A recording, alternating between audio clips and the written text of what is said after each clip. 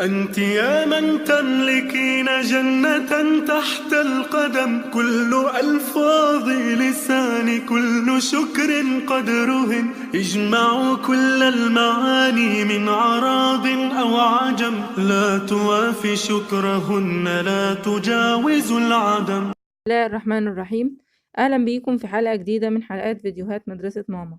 النهاردة ان شاء الله معادنا مع حلقة جديدة من حلقات فيديوهاتنا. النهاردة الحلقة بتاعتنا جديدة، وهي عبارة عن وصفة من وصفات اللي بنعملها في البيت للبرد والإنفلونزا عشان الأطفال وعشان نقوي مناعتهم في الشتاء. عايزة أقولك لو أول مرة تشوفي قناتي ياريت تشتركي فيها وتفعلي الجرس، وياريت لو عجبك الفيديو تعملي لايك وتشاريه مع أصدقائك عشان تعم الفائدة والدل على الخير كفاعله. الوصفة بتاعتنا النهاردة وصفة أنا بعتمدها في بيتي على طول، بقالي سنين مجرباها، ومنعت دواء الكحة نهائي، ما عادش عندي، ما عدتش بجيبه يعني. الوصفة ديت مفيدة جدا للكحة ومفيدة للإنفلونزا وأعراض البرد عموما. ينفع في كوقاية قبل ما الأعراض تبان على الأطفال. طبعا الموضوع لا يخلو في الشتاء دوت والبرد من إن الطفل يجيله شوية إنفلونزا أو كحة. بينفع في كوقاية، يعني الوقاية خير من العلاج. فبنشربها للأطفال كل يوم الصبح وهم قبل ما يطلعوا على المدرسة، كوقاية ليهم علشان يخرجوا في الهواء وكده. الوصفة بسيطة جدا وسهلة زي ما انتم شايفينها.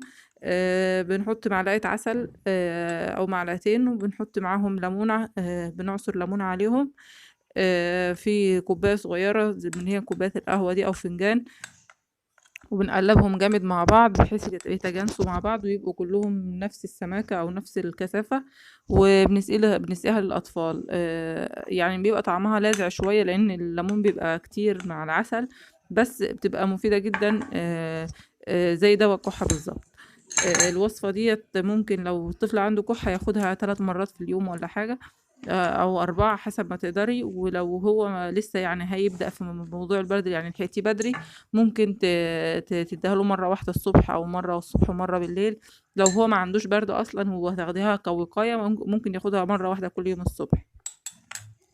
الوصفة دي مفيدة وأنا مجرباها من زمان يعني. مفيدة في البرد ومفيدة في الانفلونزا، واحنا طبعا عارفين ان الليمون فيه فيتامين سي وبيفيد جدا.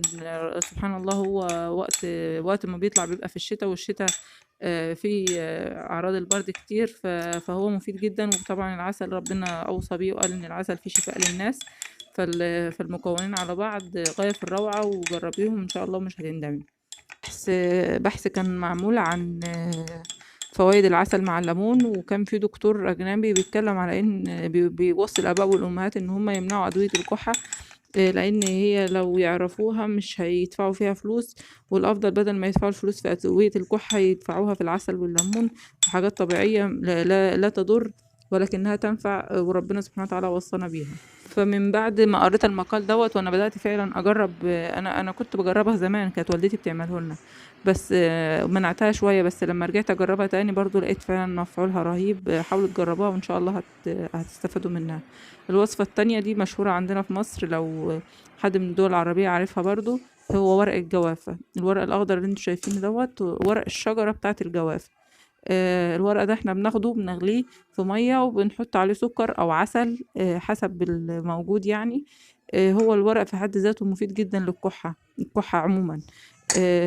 يعني كان أخويا فترة من الفترات كان عنده كحة رهيبة، يعني كانت كحة صعبة جدا، واستخدمنا معاه ورق الجوافة دوت، سبحان الله نفع معاه جدا.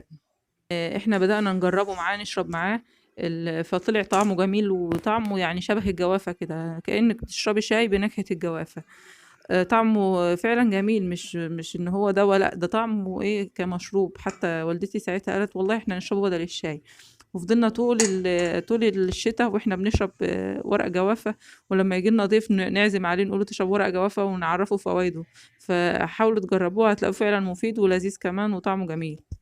كانوا الوصفتين بتوع النهاردة اللي احنا بنستعملهم في بيتنا، ورق الجوافة للكحة، والعسل والليمون لأعراض البرد، الإنفلونزا، الرشح، احتقان الزور، احتقان الأنف، أي حاجة من أعراض البرد مفيدة فيها جدا العسل والليمون. والجوافة مفيدة جدا للكحة. أرجو أكون أفدتكم. لو عجبكم الفيديو يا ريت تعملوا لايك وتشاركوني بآرائكم وتعليقاتكم. أشكركم والسلام عليكم ورحمة